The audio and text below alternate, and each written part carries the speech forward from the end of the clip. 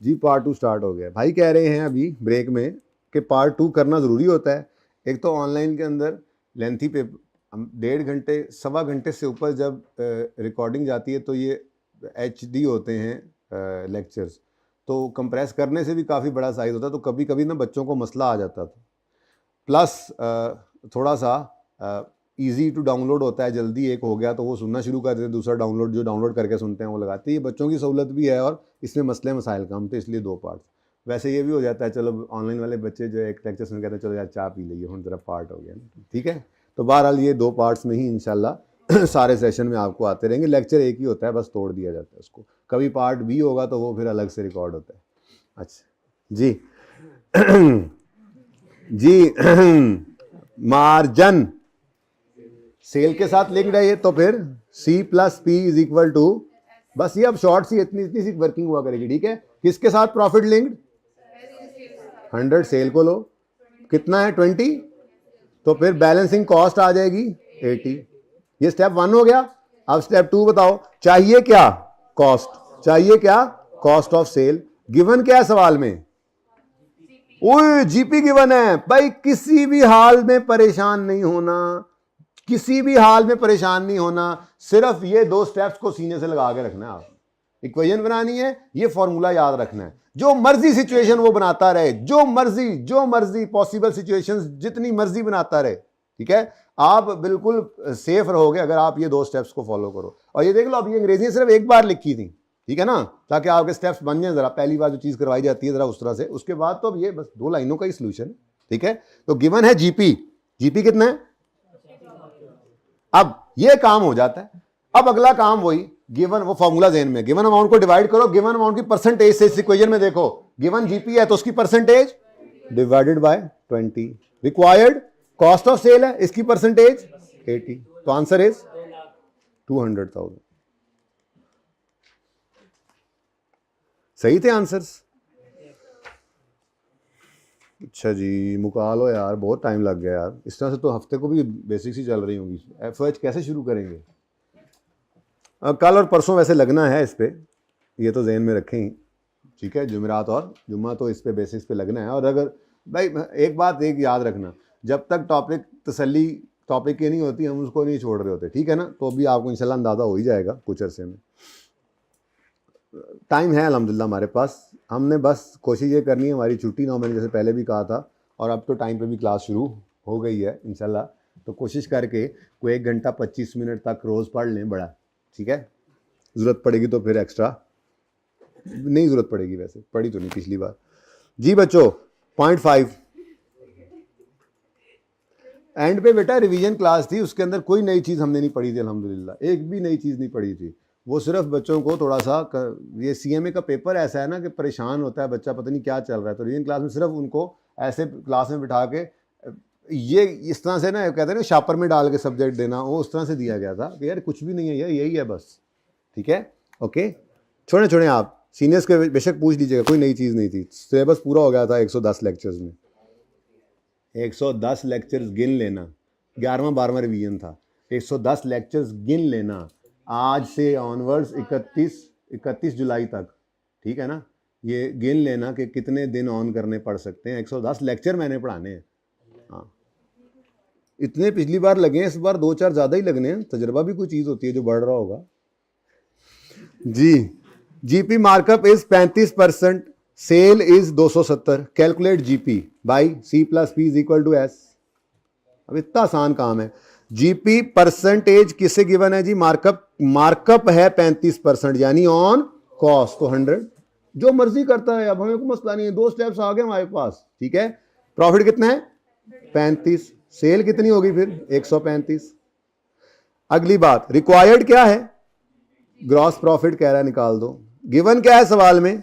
Cell. तो cell given है 270,000, इसको डिवाइड करो सेल की परसेंटेज से 135। रिक्वायर्ड जीपी है, इसकी परसेंटेज मल्टी, जो मर्जी करता रहे। देखो मैंने फॉर्मूला नहीं बदला, सिचुएशन 1000 बना के ले आओ ये फॉर्मूला। और सिर्फ जीपी मार्जिन मार्कअप के अंदर, ये मार्कअप मार्जिन में नहीं ये फॉर्मूला लगता, और भी कई जगहों पे आपको ये फॉर्मूला बहुत हेल्प करेगा। Given amount over given amount percentage into required amount percentage. तो इसको याद कर लें आज ही, पूरी कॉस्ट में आपको कई दफा ये हेल्प करेगा फॉर्मूला। ठीक है जी, आंसर बताएं।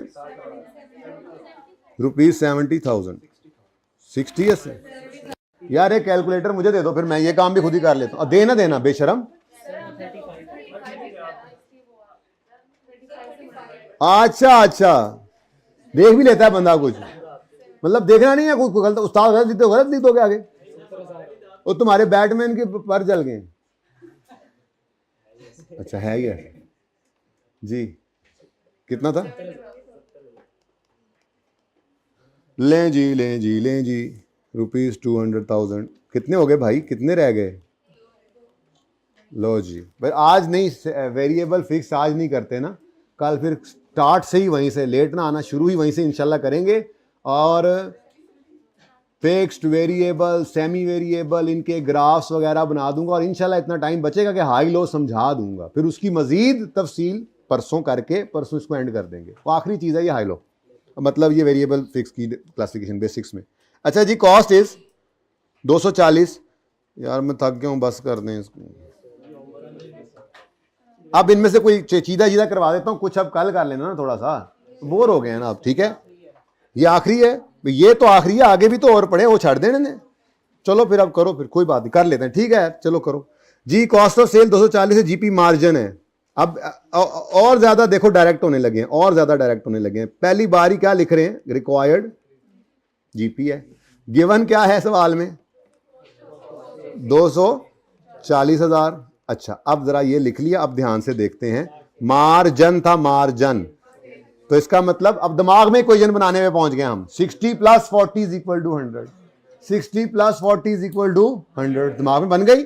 अब देखो गिवन क्या है, कॉस्ट, तो ये 60 वाली फिगर गिवन है, चाहिए क्या 40। लो आंसर, ठीक है, = ₹1,00,000। लो बच्चों, अब आपकी जिद थी तो फिर जिद में तो ऐसा ही होगा फिर, मतलब पर्चे में आप ऐसा करेंगे इंशाल्लाह। ये देखें, आप यहाँ पे पहुँचना था आपने, तो थोड़ी सी प्रैक्टिस करेंगे तो बेटा तभी बंदा जाके कुछ स्टेप्स याद होते हैं ना। डायरेक्ट तो पहली बार अगर डायरेक्ट बता दिया जाए तो फिर तो वो तो रट्टा हो जाएगा ना। पहले कॉन्सेप्ट आपके पास है, कॉन्सेप्ट लिया आपने, उसको स्टेप्स की फॉर्म में किया, 2-3 बार उस चीज़ को बार बार किया तो वो आपको पक्का हो जाता है। ठीक है, और सही है। चलें जी, पॉइंट 7 जी बच्चों, point 7। An asset was purchased for a total price of 257,400 inclusive of 17% refundable sales tax. ठीक है, कोई मसला नहीं है। और मसला है, चलो इंट्रो वाला भूल गया तो FR 1 में पढ़ा दूंगा इंशाल्लाह। ठीक है ना, एसेट की कॉस्ट के अंदर जो डायरेक्टली एट्रीब्यूटेबल कॉस्ट हमने ऐड करनी होती हैं, उनमें सिर्फ नॉन रिफंडेबल टैक्स होता है। रिफंडेबल टैक्स को एसेट कॉस्ट में ऐड नहीं करते। इस फिगर के अंदर इंक्लूसिव है। अब पता नहीं वो क्या मांगता है सवाल में, कहता है कॉस्ट ऑफ प्लांट। ने प्लांट ही था ऊपर भी, एन एसिड था, नीचे प्लांट है। कोई नहीं, थोड़ा थोड़ा माफ करते रहो। ठीक है, तो एन प्लांट नहीं करते, नीचे एसिड कर देते हैं। Calculate cost of acid. ठीक है, मतलब चलेगा प्लांट भी, लेकिन जरा ऐसे। ठीक है जी, तो एसिड की कॉस्ट कह रहा है, एसिड हमने 257,400 खरीदा है, एसिड की कॉस्ट निकालो। है पागल, कॉस्ट ही तो है ये। कहो उसको आगे से, है पागल, कॉस्ट देके कह रहा है कॉस्ट निकालो। वो परचेज प्राइस है जरूर, पैसे तो वो दिए हैं, लेकिन आपको पता है कि ओ भाईजान, ओ खुशाब वाले, ओ शर्म करो, तुमको क्लास के बाद मुझे मिलना भी सही। हाँ, मैं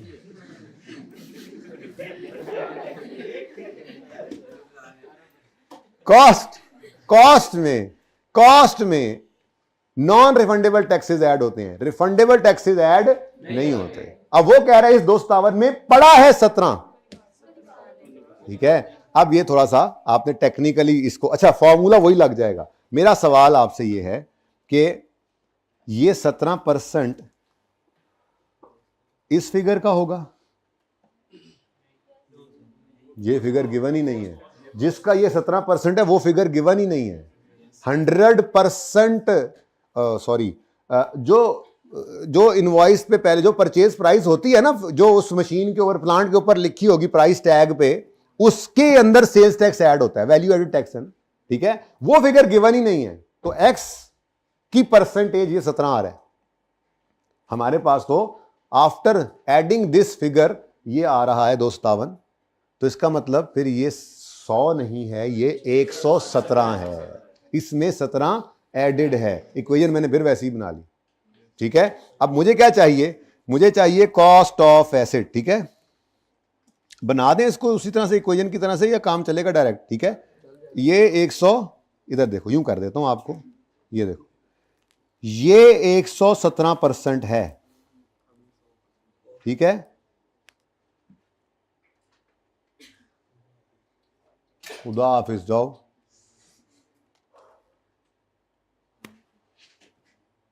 जी, उन्हें क्या है, क्यों मिटाया है, उन्हें गुस्सा आया जी। जी बच्चों, जी बच्चों, बोलो बोलो बोलो। ये 117% है, ये बात समझ आती है? वो कह रहा है कॉस्ट ऑफ एसेट निकालो। अब ये जो 17 है ना, इसमें अगर तो ये नॉन रिफंडेबल होता तो हम कहते यही कॉस्ट है, लेकिन अब चूंकि ये रिफंडेबल वाला इसमें एडेड है, तो वो 117 वाले को कॉस्ट हम नहीं कह सकते, हमें इसके अंदर से इस 17% को माइनस करके फिगर निकालनी है, यानी बेसिकली 100% जो है वो निकालना था हमने इसमें, ठीक है। परसेंटेजेस है, कोई नहीं, प्रैक्टिस होती चली जाएगी। तो हमने क्या निकालना है जी, एसिड की कॉस्ट। तो कॉस्ट ऑफ एसिड अब कैसे निकलेगी, वही इक्वेशन, गिवन अमाउंट क्या है, ठीक है जी, डिवाइड करोगे इसको 100, और जाना है आपने, अच्छा 17% भी बच्चे निकाल लेते हैं इसको। 17% कैसे निकलेगा, this divide by this into 17 कितना आता है, 35,400, 37,400। इस टोटल में से 37,400 माइनस कर देते हैं, तब भी आप उस पर पहुंच जाते हैं। दोनों तरीके ठीक है, इक्वली गुड, लेकिन ये जरा शॉर्ट है, ठीक है। तो 257,400 को डिवाइड करेंगे 117 से और मल्टीप्लाई करेंगे 100 से, आंसर आया 2 लाख। ये है जी कॉस्ट ऑफ एसिड, 2,20,000। इस पर आप एसिड डेबिट कैश क्रेडिट की एंट्री करें। ये तो पीपीई नहीं है, ये सेल्स टैक्स है जो पेएबल टू हुकूमत पाकिस्तान है, ठीक है। सॉरी, ये रिफंडेबल है, तो ये रिसीवेबल है। रिफंडेबल एडजस्टेबल होता है, लेकिन आप रिफंडेबल कह लें, ये सेल्स टैक्स है, ये रिफंडेबल एसेट बनेगा। यानी अगर इसकी वैसे एंट्री कर दूं अकाउंटिंग वाली, इसकी एंट्री यूं बनेगी, पीपीई 220, फिर एडवांस टैक्स या रिफंडेबल टैक्स, ठीक है। मैं सेल्स टैक्स रिसीवेबल लिख दूं, कभी पैसे दे देते हैं सेल्स टैक्स वाले, कभी एडजस्टमेंट हो जाती है, अल्टीमेटली रिसीवेबल कह सकते हैं इसको, ठीक है। वो कितना आ गया जी, 37.4, और कैश क्रेडिट हुआ आपके जेब से 257। ये असल में एंट्री तो ऐसे होती है, लेकिन अब ये एंट्री नहीं करवा रहा, मैं तो सिर्फ ये बता रहा था कि उन्होंने कहा था ये निकाल के दे दो, तो सही है। तो ये आपका पीपीई में नहीं शामिल हो सकता, ओके। नेक्स्ट नंबर 7 का ये आंसर आ गया। अब यहीं पे सारा गंद पड़ रहा है, आप देख लो, फिर गुजारा करो, ये छोटे छोटे सवाल है ना। 8 जी, total sales for the year are 423,400। Sales total इतनी है जिसके अंदर 16% सेल्स टैक्स पड़ा है। कोई मसला है इसमें? कोई मसला नहीं है, लेकिन उसने कहा है अमाउंट ऑफ सेल्स टैक्स तो जरा निकालो, तो कोई बात नहीं है। अगर इंक्लूसिव है तो ये 116 है, बस इतना सा आपको समझ आने लग जाएगी। तो जी हमें क्या चाहिए, हमें चाहिए 16, ठीक है। तो बहुत सिंपल है। नंबर 8, तो थोड़े कंफर्टेबल हुए हो, आती होंगी आपको कोई ये परसेंटेज निकालना, लेकिन चलो जरा एक बार आपकी जरा थोड़ा सा वो वार्म अप हो गया, ठीक है, वार्म अप हो गया। तो बेसिक्स में वार्म अप ही चल रहा होता है जी बेटा। गिवन है, रिक्वायर्ड है सेल्स टैक्स की अमाउंट, तो सेल्स टैक्स निकालना है। गिवन है हमें टोटल सेल्स की फिगर ₹423,400, ये 116 है। डिवाइड करो गिवन अमाउंट की परसेंटेज से, और हमें चाहिए 16। आंसर इज 58,400, 58,400, ठीक है जी। ओके नेक्स्ट मुश्किल है आसान है? सारा इस सवाल ही आसान था, पता नहीं क्यों नहीं करके आए सर। इसीलिए कि आसान था बेटा, आसान उन्हीं के लिए है जिन्होंने कर लिया, वरना तो सारी ज़िंदगी यही सोचते रहोगे पता नहीं यार जो हमें परसेंटेजेस नहीं ना आ रही समझ में, ये शायद वो सवाल जो नहीं ना किया था उसी वजह से नहीं आ रही। सारा सेशन यही सोचते गुजर जाएगा, पर्चे में बैठे यही सोच रहे होगे, फिर अगली बार कहोगे वो सवाल नहीं छोड़ूंगा। करके आया करो होमवर्क। आर कस्टमर्स मसला चल रहा है कोई, बाहर जाने दो भाई को। Our customers settle their accounts, customer settle करते हैं अकाउंट, मतलब समझ आ रही है इसकी क्या? कस्टमर अकाउंट के ऊपर चीज जिसको बेचते हैं ना, उधार बेचते हैं, उसका मतलब होता है वो डेटर है।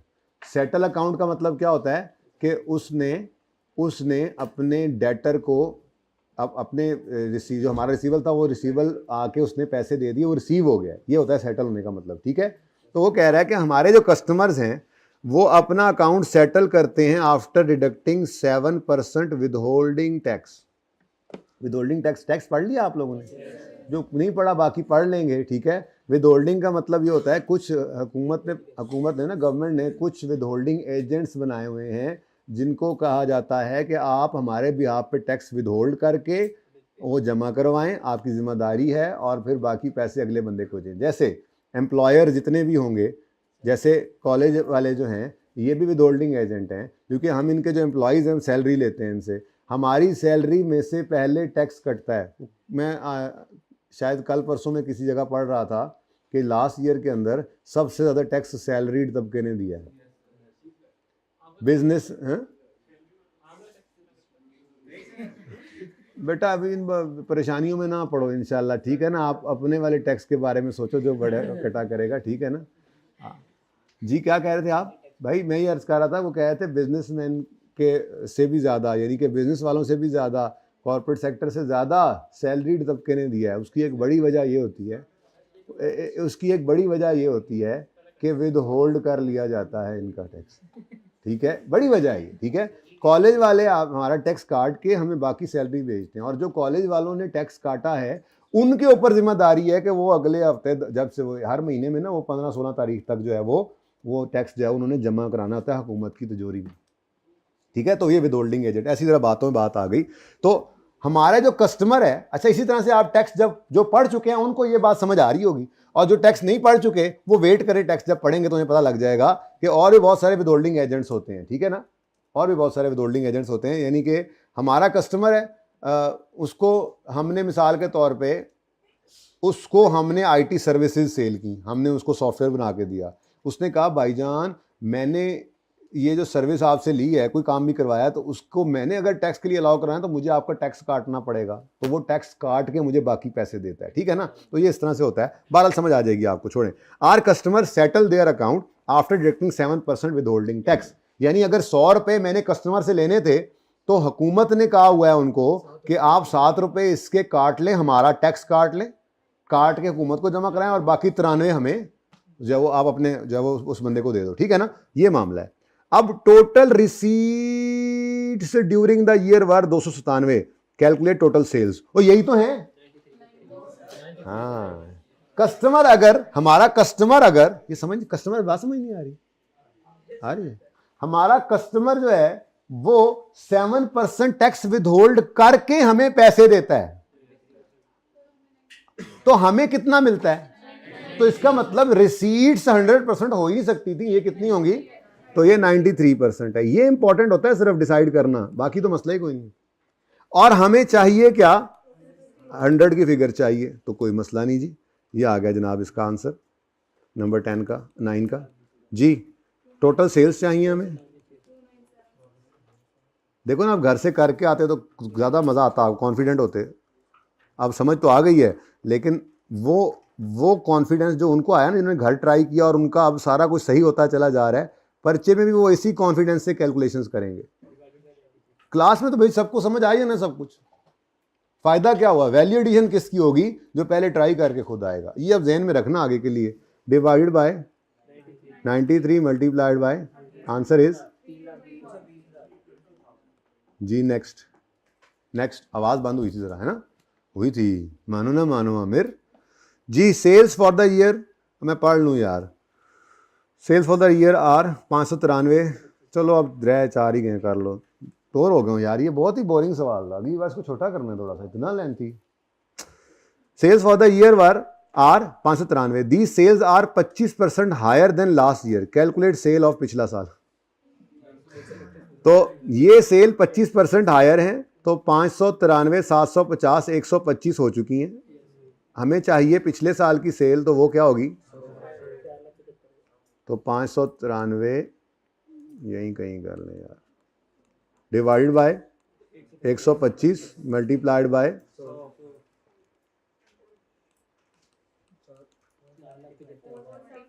जी 4,75,000। इजी है काम। Rent of 2020 is 500, it will increase by 10% in 21, 12% in 22 and will decrease by 5% in 23, calculate rent. ऐसा होता नहीं है, लेकिन बेटा कैलकुलेशन सिखानी थी ना, इधर साथ ही हो जाओ, साथ हो जाए, अब उधर ना बिठाने लग जाना उसको वापस सीट पे। जी होता ऐसा नहीं है, लेकिन चूंकि आपको कैलकुलेशन सिखानी थी ना कि इंक्रीज डिक्रीज है, तो इसलिए तीसरे साल में रेंट डिक्रीज भी हो गया। ठीक है, हो भी सकता है, ठीक है, हो भी सकता है, होने को तो कुछ भी हो सकता है जी। 2021, 2022 और 2023 ये हमें निकालना है रेंट। अब 2021 का रेंट कितना है निकालना है, 2020 का गिवन है, 21 का भी निकालना पड़ेगा, ठीक है। तो 500 लिख दूं अगर आपकी ज़्यादा 1000 के अंदर, ठीक है। तो 500 रेंट था 2020 का, उसमें 10% इंक्रीज आ गया। अब दो तरीके हैं इसको करने के, कुछ बच्चे यूं करेंगे 500 प्लस 10% ऑफ 500 कितना बनता है जी 550। कुछ कहेंगे यार ये क्या कर रहे हैं आप, प्लस 10% ऑफ 550। आप क्यों नहीं ऐसे कर लेते 500 इंटू 110%, या इसको यूं भी लिख सकते हैं आप 500 इंटू 1.1। ये बहुत ज़्यादा यूज़ होगी, ये परसेंटेज बहुत ज़्यादा यूज़ होगी सीएमए के अंदर आपको, इंक्रीज डिक्रीज वाली, ठीक है ना। तो ये असल तरीका तो ये है, बचपन में बच्चे को ये सिखाया जाता है, ठीक है। लेकिन आप इसको ऐसे भी कर सकते हैं, या इसको यूं भी लिख सकते हैं। किसी को नहीं समझ आ रही तो मुझसे अभी पूछ लें, ये ना हो फिर सेशन के दौरान आपको ये परसेंटेज की समझ ना आ रही है कि ये कैसे निकली है। सही है। तो 500 इंटू 1.1 किया तो 550 आ गया। अब कायदे की बात है, अनलेस के स्पेसिफिकली लिख दे कि असल 500 पर ही फिर 10% लगना है, ऐसा नहीं होता। नॉर्मल क्या इंक्रीमेंट कैसे रेंट का होता कैसे है, जो 550 पे पहुंचा है, कितने गया वो 550 से पहुंचा है, अगले साल इस 550 में अब 10% बढ़ना है, ठीक है ना। तो फिर 2022 का रेंट 500। सर इतनी बोरिंग क्लास आज थी, बताते हम आते ही ना, मुझे खुद लग रहा है आज मैं आता ही ना ये क्लास जी। 12% है, 1.12 कर दें, या 550 प्लस 12% ऑफ 550 कर दें, दोनों सही है। बोलो 616। और 2023 में अब कम होना है तो यही 616, लेकिन अब इसके भी दो तरीके हैं। 616 है, इसमें से माइनस कर दो, कितना कम होना है 5%, 5% ऑफ 616, क्या आंसर आता है जी 58। बस 5 कर लूं, काउंट कर लूं, ठीक है। नहीं करता जी। और इसको आप ऐसे भी लिख सकते हैं, 616 जो है वो 95% रह गया, आंसर निकाल लो, 95% लिख लो, या 0.95, ठीक है। ये 5.2 ही आएगा, ठीक है। इसको यूं लिखें 95%, या इसको यूं लिख लें 0.95।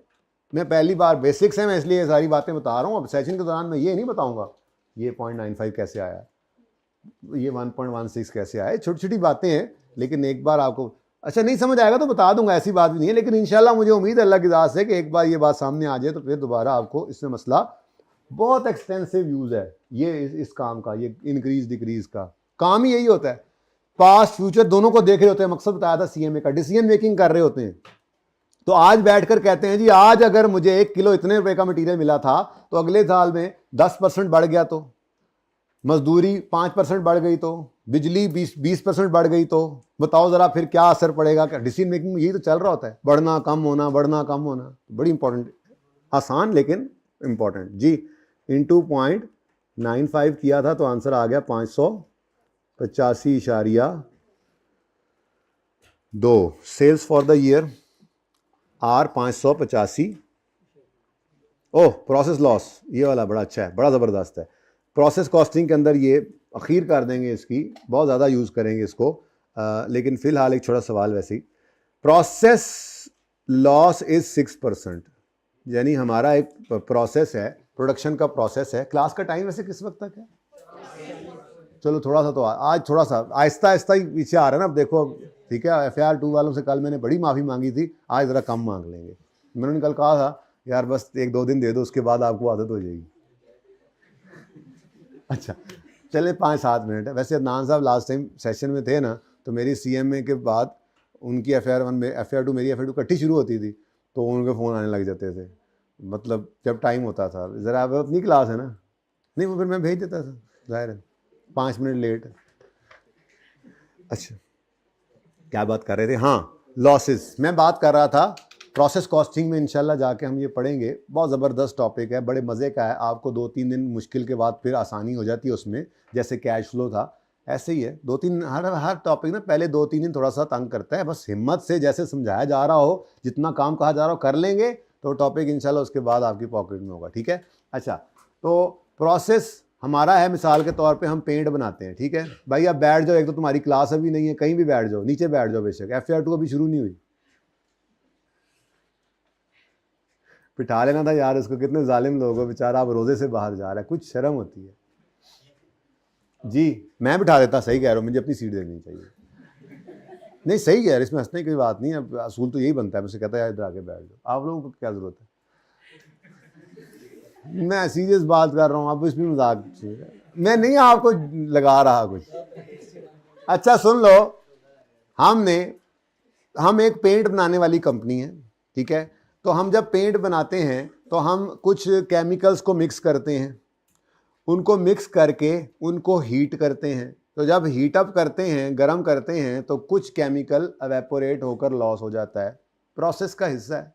गर्म नहीं करेंगे तो पेंट नहीं बनेगा, और गर्म करेंगे तो भाप बन के कुछ ना कुछ लॉस होगा। तो ये प्रोसेस लॉस इस तरह से हर प्रोडक्शन प्रोसेस के अंदर कुछ नॉर्मल लॉसेस होते ही हैं जो उसका पार्ट होते हैं, ठीक है, वो होने ही होने, ठीक है ना। तो 10 जूते बनाने के लिए आपका 1 मीटर लेदर लगना है, ठीक है। उसके अंदर आपको कटिंग शटिंग करते हुए, सीधा पदरा करते हुए वो बनाने वाले कोई आधा मीटर ज़ाया भी कर देते हैं। तो आपको 10 जूते बनाने के लिए फिर कितना मटेरियल चाहिए होगा? 1.5 मीटर। ये इस तरह से बातें इंशाल्लाह हम करेंगे आगे जाके बहुत ज़्यादा, लेकिन फ़िलहाल सादा बात कहता है प्रोसेस लॉस है 6%। देखो इनपुट यूनिट्स कुछ होते हैं प्रोसेस में, ठीक है। ये प्रोसेस आपका चल रहा है और इस प्रोसेस से यूनिट्स कंप्लीट होकर आउटपुट बनते हैं, ठीक है जी। इससे आउटपुट यूनिट्स निकलेंगे। बात समझ आती है? ये समझ लो फैक्ट्री है, ये मशीनरी है, ठीक है ना। तो वो कह रहा है प्रोसेस के दौरान 6% लॉस हो जाता है। नॉर्मल अब नॉर्मल उसी टॉपिक में सिखाऊंगा जहां पे है, फिलहाल बस लॉस हो जाता है। प्रोसेस के दौरान 6% यूनिट्स लॉस हो जाते हैं, ठीक है। वो कहता है आउटपुट 235 है, इनपुट निकालो। अब सादा बात मुझे गिवन क्या है, वो उसको क्या चीज अज्यूम करें, सिर्फ ये देखना है। तो आउटपुट जो है वो आफ्टर 6% लॉस है, तो आउटपुट फिर कितना है? 90। सॉरी लिख गया हूं, गलती हो गई, माफी दे दो, साथ ले लिया 94%। तो मुझे ये रिक्वायर्ड है बेसिकली। तो अगर 94% आउटपुट है, मैं तो परसेंटेज सिखानी थी, प्रोसेस कॉस्टिंग थोड़ी सिखा रहा हूँ, तो वहीं पे सिखाऊंगा वो परसेंटेज। मैंने कहा चलो लगे आता हूँ ये भी, ठीक है। तो आउटपुट 94% है और प्रोसेस के दौरान 6% लूज हो जाते हैं। तो इसका मतलब अगर ये आउटपुट आया है तो इनपुट ज्यादा हुए होंगे, वो वैसे मैंने बताया लेकिन ये तो कैलकुलेशन हम अपनी तरतीब से ही करेंगे जैसे करते आ रहे थे, ठीक है। तो ये पॉइंट नंबर क्वेश्चन नंबर 7 का सोल्यूशन है। हमें क्या चाहिए, इनपुट यूनिट्स, हमें गिवन क्या है, आउटपुट यूनिट्स 235, इसकी परसेंटेज है 94, रिक्वायर्ड है हमें इनपुट इनपुट यूनिट्स, उसकी परसेंटेज है 100, तो आंसर क्या आ गया 200, यानी 250 यूनिट्स। यूँ समझ लें कि ये लीटर है, 250 लीटर केमिकल प्रोसेस में डालें तो 235 लीटर केमिकल ही के पेंट बन के निकलता है, बाकी 15 लीटर जो है वो एवेपोरेट हो जाता है। समझ आई। और लास्ट है, मैंने असल में ना वो आखिरी 10-15 मिनट इसलिए मांगे हैं कि कुछ सवाल आपको होमवर्क में देने हैं तो उनकी ज़रा बुनियाद डाल के भेजना है ना, ठीक है, क्योंकि अब वो जाहिर सी बात है, अब लेंथी तो नहीं कर सकते ना इस बेसिक्स को, 10 दिन बेसिक्स ही करते रहे, यस सर नहीं। पिछली बार 4-5 दिन लगे थे इस पर, तो 4-5 दिन में कोशिश तो करेंगे ना इंशाल्लाह, छठा दिन ना लगे। कोशिश यही करनी है कि हफ्ते वाले दिन हम ओवरहेड स्टार्ट कर दें। वैसे बता रहा हूँ सिर्फ वेरिएबल और फिक्स की डिस्कशन जो रहती है, लेकिन चूंकि कुछ सवाल भी करवाने होते हैं तो एक दिन का काम नहीं, मैं उसको 2 दिन ही समझ रहा हूँ, 2 दिन कम अज़ कम है, और कमी बेशी हुई तो तीसरा दिन भी। जी बच्चों, sales for the year are 285, these are expected to increase by, मुख्तलिफ तरीके से बस के, बाय 20% इन नेक्स्ट ईयर। जी ये 285 है, ये 20% से बढ़ेगी। अच्छा, अब नेक्स्ट ईयर कौन सा है वो मैंने लिखा नहीं था, सेल्स फॉर द ईयर 2021, ठीक है जी। तो ये तो सिंपल है यार, इंटू 1.2, ये तो वैसे ही पता नहीं क्यों 342, ये ऐसे ही बस शायद ऐसे ज़रा जज्बात में शायद ये भी लिखवा दिया होगा, ठीक है। चलो जी, अल्लाह अल्लाह करके ये सवाल, वैसे ये लेक्चर में बनता नहीं था इसका पूरा लेक्चर, चलो लेकिन अब लग गया, क्या हो सकता है तो काम की चीज़। असल में ये बहुत काम की चीज़ है जो हमने सीखी है, इससे भी हमारे साथ ही चलना है। उसके बाद ये परसेंटेजेस आपको बार बार पूरे कॉस्ट के अंदर हर सवाल में इंशाअल्लाह ये परसेंटेजेस आपको ज़रूर मिलेंगी। तो चलो थोड़ा सा कॉन्फिडेंस आता है। मैंने कहा है छुट्टी हो गई है, अजीब आदमी है यार, पता नहीं कहाँ से सीधा करने लग जाते हैं बैग। हाँ जी, पिक्चर लेनी, किसकी लेनी है पिक्चर?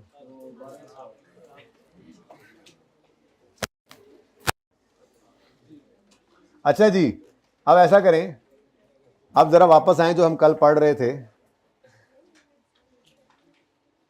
जल्दी कर लो यार।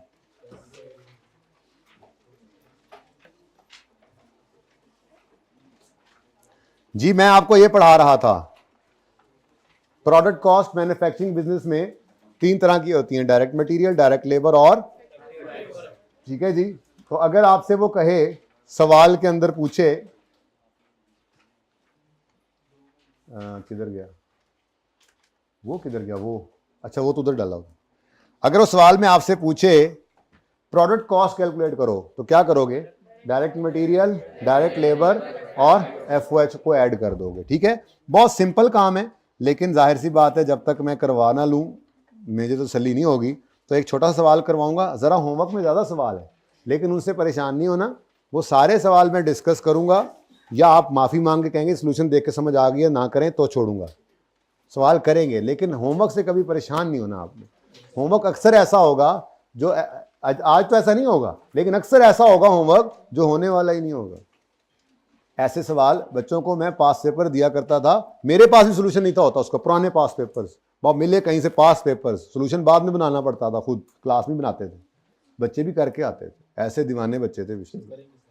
तो वही का अब मसला ये है कि कुछ सोल्यूशन जो हैं वो हैंडआउट में आ गए, वो मैं डाल दूंगा। अब मुझे बस यही एक वो खटका लगा हुआ है कि सोल्यूशन पहले देख लेंगे तो ये वो मेहनत नहीं करेंगे जो करनी चाहिए थी। तो बस ये श्योरिटी मुझे दे दो कि एक बार सवाल पूरा कर डालोगे बगैर सोल्यूशन देखे हुए, गलत सलत, ये श्योरिटी आप दे दो, इंशाल्लाह पास होने की श्योरिटी मैं दे सकता हूँ। लेकिन आप लोग जो है वो नहीं, ये श्योरिटी सिर्फ जबान से देते हैं। जहां कहीं ये लिखवा लो अभी मुझसे, जहां कहीं फंसोगे सवाल करते हुए फौरन सोल्यूशन की तरफ देखोगे। बेटा मैं हैंडआउट बना दिया ना, तब आप वो हर रोज ये 5-10 मिनट क्लास लेट हो जाए फिर फायदा कोई, ठीक है। तो आप अपने आप मतलब सेल्फ डिसिप्लिन लाएं ना अपने अंदर, ठीक है, अपने आप के ऊपर थोड़ा सा काबू लाएं, खुद को आप खुद को समझाएं, ठीक है, इतने मैच्योर हो चुके हैं आपके, आपको नजर आ रहा है कि सही क्या है गलत क्या है, ठीक है।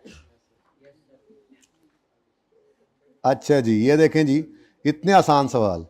Alpha company produces chargers, cost accountant of company, page number 7 पर एक क्वेश्चन नंबर 1 करवा रहा हूं। वैसे तो मेरा प्लान क्या था बता दूं, अब देखो ना हर दफा प्लान से मैं कितना पीछे रह रहा होता हूं, फिर आप लोग कहते हैं पता नहीं क्यों क्लास खत्म नहीं हो रही। 2 भी मैंने कराना था, 3 भी कराना था, 4 भी करवाना था और 5 उससे अगले मैंने कुछ होमवर्क देने थे। अब ये सारे होमवर्क में चले गए। अब कल मैं आके ये बगैर सोल्यूशन वाले करवाऊंगा इंशाल्लाह, ठीक है। सुन लें, टेंशन नहीं लेनी, ठीक है। का नॉलेज आप लोगों के पास मौजूद है, आपके जहन में बस ये होना चाहिए, देखो रिक्वायरमेंट क्या है, देखो जैसे ही पहले रिक्वायरमेंट पढ़नी है और रिक्वायरमेंट पढ़ते ही दिमाग के अंदर चीजों को लोड करना है, प्लानिंग होती है जो, ठीक है ना। सवाल की रिक्वायरमेंट है टोटल प्रोडक्शन कॉस्ट निकालो, फौरन आपके जहन के अंदर पहला लेक्चर आया, प्रोडक्शन कॉस्ट है, 3 चीजें हैं, डायरेक्ट मटेरियल, डायरेक्ट लेबर और एफओएस। और ये सवाल बनता ही नहीं था यहां पे, बस एवं ही दिया हुआ है, ठीक है। हाँ, मतलब आपको सिर्फ ये बताना था, बस ये चीज जो है ना इसको हम टेबल की फॉर्म में बना लिया करेंगे, ये हमारा फॉर्मेट है, ठीक है। कॉस्ट मांगी है उसने, एक सिंपल सा टेबल बनाएंगे, उसमें ये 3 कॉस्ट ऐड करके उस टेबल के नीचे एंड कर देंगे, और इसी तरह का टेबल फिर आप बनते रहा करेंगे, ठीक है। हर टॉपिक के लिए स्टेप्स डिफरेंट हैं बस, ठीक है, और टॉपिक के अंदर हम स्टेप्स नहीं बदलेंगे, ठीक है ना। लेकिन ये तो जनरल से अभी जरा बेसिक्स चल रही है ना, थोड़ी बुनियाद शुनियाद डाल रहे हैं। तो क्या चाहिए, total production cost of charges, लो जी, टोटल प्रोडक्शन, पूरा मैंने नहीं लिखा, कॉस्ट ऑफ डडू चार्जेस जी। अब प्रोडक्शन कॉस्ट में 3 कॉस्ट। अच्छा, cost accountant of company determines that company spent 12 million on direct material, 2 million on direct labour and 8 million on FOH to complete 1000 chargers, ठीक है। Calculate total production cost of charge, यानी कि 1000 chargers की cost निकालनी है, ठीक है। 10,000, okay 10,000, ठीक है। तो कौन कौन सी कॉस्ट है जी, रुपीज में ही करो आज, 1000 में नहीं करते जी। डायरेक्ट मटेरियल, ये भी कोई सवाल है, कहता है यस सर, 12,000, 1000 में कर लें, चले अगर बयान बदल लेते हैं आप, हाँ बदल लेता हूं, जाओ कर लो जो करना है जी। उसके बाद डायरेक्ट मटेरियल के बाद direct labour, direct material cost, direct labour cost 2000 और फैक्ट्री ओवरहेड्स कॉस्ट। चलो फैक्ट्री लिख दिया, कितनी, 8,000। अब टोटल कितना हो गया, ले जी, ये है टोटल प्रोडक्शन कॉस्ट, क्या है, टोटल प्रोडक्शन कॉस्ट जी, टोटल भी लिख दें, कितना, 22,000। अच्छा, अब अगर एक स्टेप आगे वो चला जाता है, पर यूनिट कॉस्ट निकालो, अगर चला जाता, दिस इज एज सिंपल है, ठीक है ना। तो ऐसे ही है, सिंपल बातें हैं। अगला सवाल सिर्फ वैसे पढ़ा रहा हूं, जरा देखना। अब बस ये जहन में रखना है कि अगर आपसे प्रोडक्ट कॉस्ट मांगे और कोई सेलिंग एडमिन खर्चा भी सवाल में दिया हो तो ध्यान करना वो नहीं लेना, ये सब पढ़ाया हुआ होगा, जो सवालों के अंदर पढ़ाया सब हुआ है, बस उनको ये सवाल कुछ मैंने करवाने थे, माजरत चाहता हूं, ठीक है ना, नहीं करवा सका। लेकिन देखो ना, आप ये आप होमवर्क में ट्राई करोगे, कल जब मैं आकर ये सवाल आपको क्लास में करवाऊंगा, ये 2-2, 3-3 मिनट में होने वाले सवाल है, बहुत ईजी है। लेकिन जब आपको वैसा ही, बस ये ध्यान रखना है, ऐसा फॉर्मेट बना लेना। अब जब मैं कल आके सवाल करूंगा और वैसे ही बना होगा फॉर्मेट, वैसे ही सवाल हो रहा होगा, कितना कॉन्फिडेंस आएगा ना आपको, यार जबरदस्त, हमने तो बगैर क्लास के डिस्कशन के भी कर लिया सवाल, ठीक है। लेकिन पढ़ाऊंगा फिर भी सवाल, देखो क्या है जी। सबसे देखो तरतीब पहले दिन बताया था, सबसे पहले रिक्वायरमेंट पढ़नी है, रिक्वायरमेंट पढ़ के प्लान करना है कि किधर जाना किधर है हमने, ठीक है। आमिर भाई जाग रहे हैं आप, हैं आज तो थोड़ा सा वैसे आप बोरिंग काम था आज, है ना। अब बस आज से शुरू हो गई है सही बेहतरीन तरीके वाली कॉस्ट। अब परसेंटेजेस में क्या करें, बोरियत होती थी, लेकिन अब मैं उसके बगैर चल नहीं सकता था। वो हर रोज मरने से बेहतर है आज आपने और मैंने मिलकर आधा पौना घंटा मर लिया है ना, ठीक है। हर सवाल में परसेंटेजेस को लेकर बैठे हो, मार्कअप मार्जिन को लेकर रोज ही रो रहे हो तो एक बार थोड़ा सा रो लिया, अब अच्छा है, आगे इजी हो जाएगा। ठीक है जी, होमवर्क में ये सवाल करना है। रिक्वायरमेंट है calculate total production cost.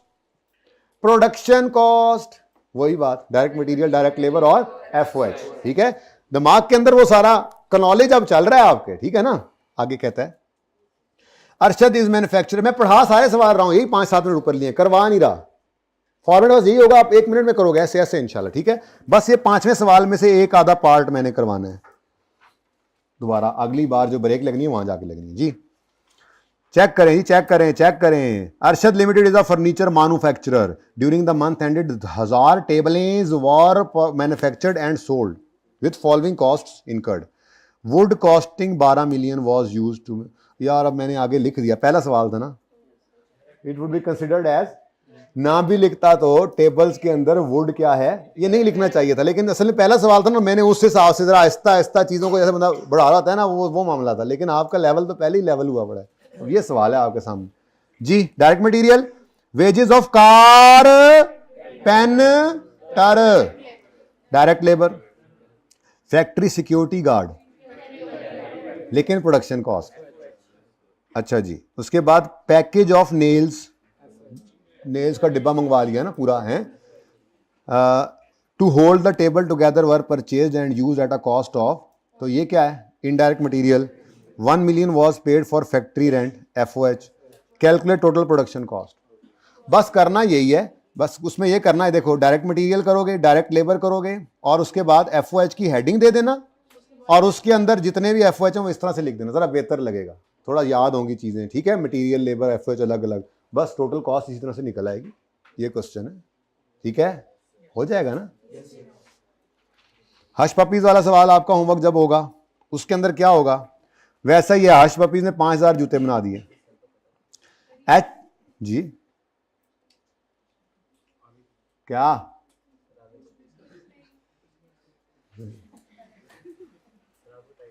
HPPL 5000 shoes बना चुका है।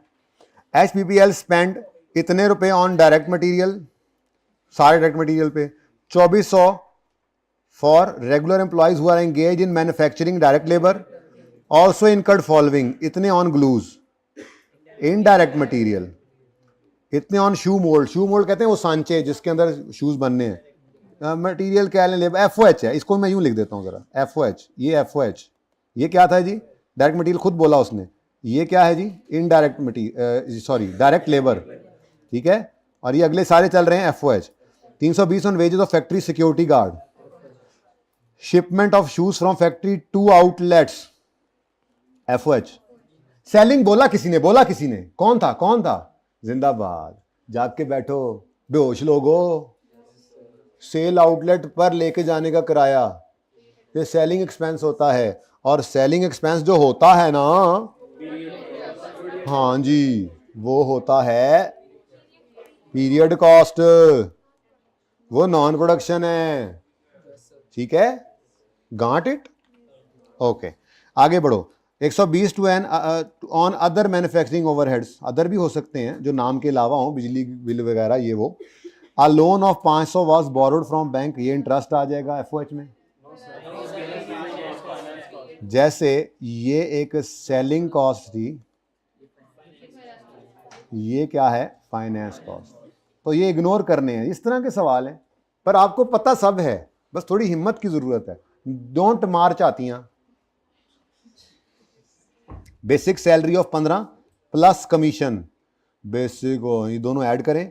Was paid to salesman for working in sales outlet, अच्छा sorry sorry sorry sorry, selling expense है। तो ये 3 नहीं आने, बाकी आने, फॉर्मेट वही है। समझ आई कुछ?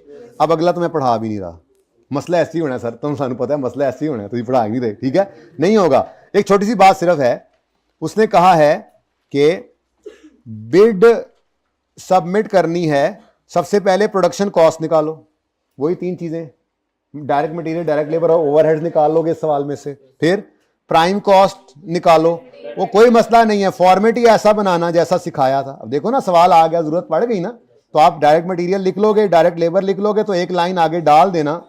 मैं हर सवाल में ये लिखूंगा इन सवालों के अंदर, ताकि ये याद हो। ठीक है ना, ऐसे आपका ये प्राइम कॉस्ट निकल आएगा यहां से।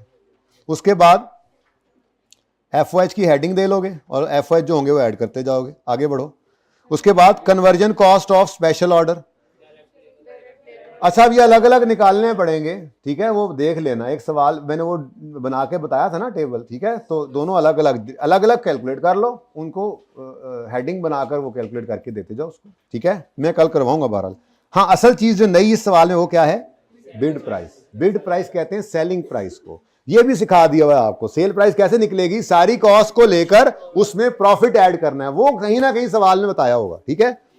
अब वो कहता है डायरेक्ट मटेरियल ये है, डायरेक्ट लेबर ये है, FOH 120% ऑफ डायरेक्ट लेबर है, तो जो कॉस्ट ये है इसका 120% परसेंटेजेस सिखा चुका, इसीलिए परसेंटेज पहले सिखा रहा था कि ये सवाल करने हैं। वो अलग बात है कि ये सवाल करने का वक्त ना आया, अल्लाह ने जो है वो पहले आपको छुट्टी दे दी और पन्नो पन्नो बुआ। अब FA2 वाले कह रहे हैं आज नहीं माफ करना सी। हाँ, in order to set bid price of order company विशेष प्रॉफिट मार्कअप भी गिवन है, निकालना आता है, हो जाएगा। बस आखिरी सवाल ये मैं करवा रहा हूं, डायरेक्ट मटेरियल की कॉस्ट पर सूट निकालो और इन टोटल निकालो। उसके बाद ये सवाल भी होमवर्क में है, आज होमवर्क ज्यादा है, क्योंकि 3 दिन का इकट्ठा हो गया। ये क्लास वर्क था अभी तक, आगे होमवर्क है। ठहर जाओ, चुप करो, नहीं होगा तो कोई बात नहीं है, आप माफी है, जो कर ले, जो नहीं करेगा कोई मसला नहीं। ये अगले सवालों के सॉल्यूशंस मैंने डाले हुए हैं, 5 तो मैंने खुद आके करवाने हैं, छठे से ऑनवर्ड छोटे छोटे सवाल हैं बेटा, हर सवाल 2 से 4 मिनट में हो जाना है, 5 मिनट लग जाएंगे, 7 लग जाएंगे, तो ये ज़्यादा काम नहीं है। अगर नहीं हो तो मैं कल कुछ नहीं कहूँगा, अभी माफ़ी है, स्टार्ट का 1 हफ्ता माफ़ी है, कर लोगे तो मेहरबानी है अल्लाह के नाम पे, जो कर ले वो उसका भी भला, जो ना करे उसका भी भला। ये 6ठा और 7वां और 8वां, हाँ, और 9वां देख लूँ मैं, वो भी है, 10वां भी ना करना, मुनासिब नहीं है। चलो 9वां भी ना करना, वैसे 9वां कर ही लो। अच्छा, 10वां वैसे कोई करना चाहे अपनी मर्जी से, 9वां 10वां वो कर ले, मेरी तरफ से बाइंडिंग 8 तक है, ठीक है। 9वां 10वां जो अपनी मर्जी से, 1 मिनट 10वां देखने दो, हाँ सही है, जो करना चाहे 9वां 10वां ऑप्शनल है, ठीक है, मेरी तरफ से पाबंदी नहीं है। देखो ना 11वां सवाल जो है वहां से वेरिएबल फिक्स कॉस्ट की कहानी शुरू हो रही है। ये कल मैंने इंशाल्लाह ये आपका ट्रिप लेके जाऊंगा मैं कल, मीनार पाकिस्तान, बैठे यहीं होंगे और घूम के आएंगे, ठीक है। तो इससे आगे फिर जितने सवाल हैं वो फिर अगली कहानी है, तो कोई मसला नहीं है। मैंने खुद कल आधा लेक्चर इस पे लगाना है और आपको को मसला होगा तो अभी एक सवाल कराना था, छोटा सा, और बैजा भाई बैजा, खामोश हो जाएं, बोलेंगे तो टाइम और बढ़ता जाएगा, प्लीज। छुट्टी लेनी नहीं। कंपनी प्रोड्यूस्ड 5000 सूटें, ईच सूट रिक्वायर्ड 3 मीटर कपड़ा, which is purchase from supplier at a cost of 1500 per metre. हाँ जी, एक सूट पर लगता है 3 मीटर, 1 मीटर आता है 1500 का, तो एक सूट की डायरेक्ट मटेरियल कॉस्ट ही है ना, सूट के अंदर कपड़ा डायरेक्ट मटेरियल होता है ना, एक सूट की डायरेक्ट मटेरियल कॉस्ट 4500। मैं कहा कुछ टेंड ना कराई हुए, लुको के बैठे हो भाई हैं, कितनी बनेगी? उसका फॉर्मूला क्या है, रेट इनटू रेट जो है ना, ये अगर केजीज है तो पर केजी रेट होगा, अगर मीटर है तो पर मीटर, लीटर है तो पर, तो rate into quantity required per unit, ठीक है जी। यहां से क्या निकलेगा हमारे पास, ये इन दोनों को जब आप पर यूनिट, इन दोनों को जब आप मल्टीप्लाई करेंगे ना तो टोटल क्वांटिटी निकल आएगी। जैसे मैंने अभी बोला कि 3 मीटर लगता है एक सूट पर और हर मीटर मिलता है 1500 रुपए का, रुपीस 1500 पर मीटर और 3 मीटर पर यूनिट, तो आंसर क्या आ गया, ये 4500 एक सूट पर डायरेक्ट मटेरियल की कॉस्ट है। और अगर कंपनी ने 5000 सूटें बनाई हैं तो 4500 इंटू, इस तरह की कोई लड़ाई शड़ाई आपने यहां पे करनी है इन सवालों के अंदर, ठीक है। तो ये बहुत बेसिक चीजें हैं, लेकिन ये करनी जरूरी है, क्योंकि जब बड़े सवाल होंगे तो वो सवाल समझ रहे होंगे, ना कि इन निकी निकी कैलकुलेशन में फंसे होंगे। ओके जी, लिखना जरूरी है आज, फिर बाद में देखेंगे जब दिमाग में करना होगा तो। इड्डा तुम दिमाग में करना है, ठीक है। तो ये भाई सारे सवाल होमवर्क में आ गए, 1 से लेकर 10 तक। 9 और 10 ऑप्शनल है, 8 तक मस्ट है। छोटे छोटे सवाल हैं, 8 तक के सवाल आधे घंटे में हो जाएंगे इंशाल्लाह, ठीक है। तो आप खुद ही, आपका दिल करेगा 9वां 10वां भी कर ही देते हैं, इंशाल्लाह करके आएंगे। अल्लाह हाफिज।